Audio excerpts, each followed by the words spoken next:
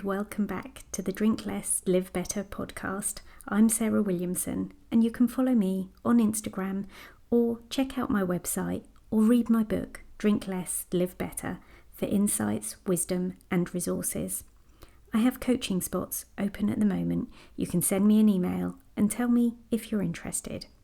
Okay, let's get on with today's episode. Some feelings are more comfortable than others. Today, my focus is on why anger and numbness are often easier to feel than sadness and pain, and how alcohol can quietly or loudly play a big role in that dynamic. Some people say anger is a secondary emotion. It tends to show up when there's something more vulnerable beneath it, like fear, grief, or shame. But unlike those raw emotions, anger has a real energy to it. It creates a sense of control. It gives us direction, even if it's a destructive one.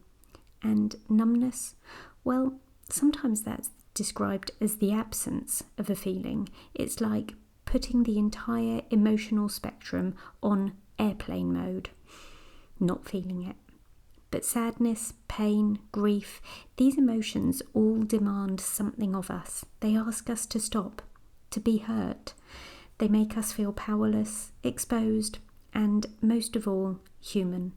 And that's why so many of us try to avoid them. That's why we reach for something, anything, to make the discomfort go away.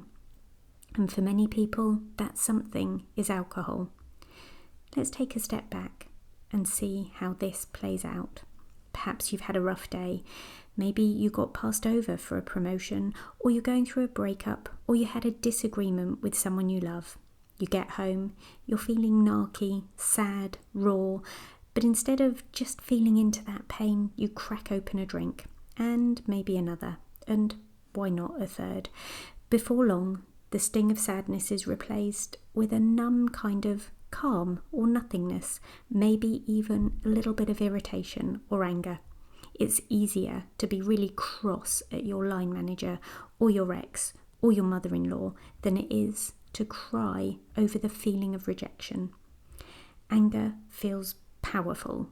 Sadness, not so much. And this isn't just about behaviour.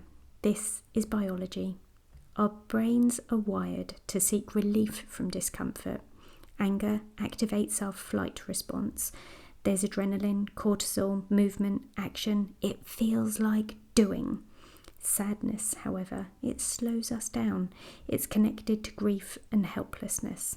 And when we haven't been taught or shown how to process these heavier emotions, it makes perfect sense that we try and find ways to bypass them. And alcohol is one of the most socially accepted bypasses. When we drink, we're not just numbing the pain, we're numbing everything.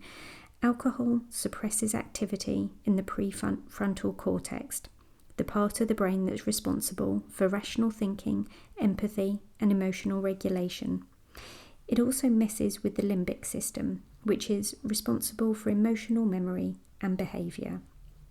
In short, alcohol doesn't help us process emotions, it disconnects us from them. When we use alcohol to try and avoid our feelings, the feelings don't go away, they get buried or deferred.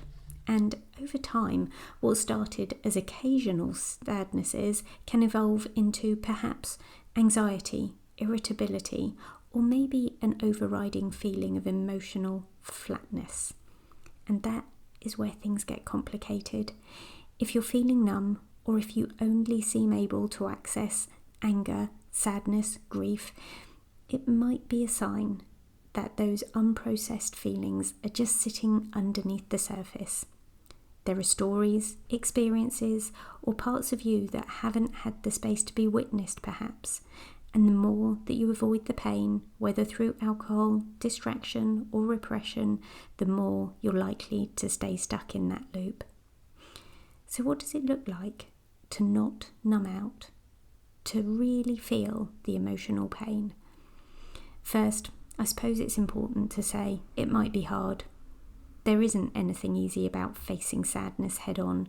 It does require slowing down, feeling vulnerable, and often confronting things we've spent a lifetime trying to avoid.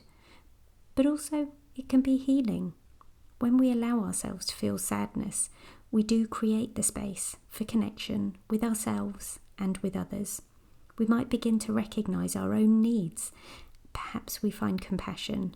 Maybe we soften a bit.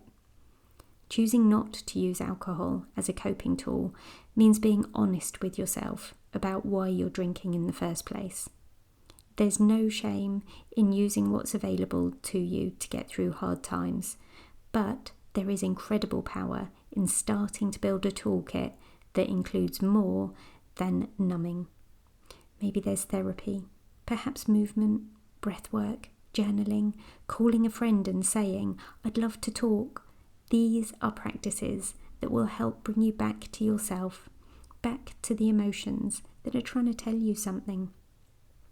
If you're listening to this and realising that maybe anger has been masking your pain, or maybe you've been floating around in numbness just to get by, I want to gently remind you, you're not broken.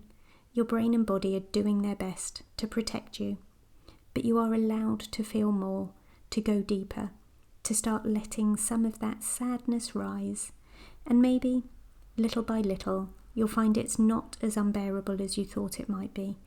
Maybe there's even some peace on the other side of it. Thank you for listening in today. Check out the show notes for resources and ways to work with me.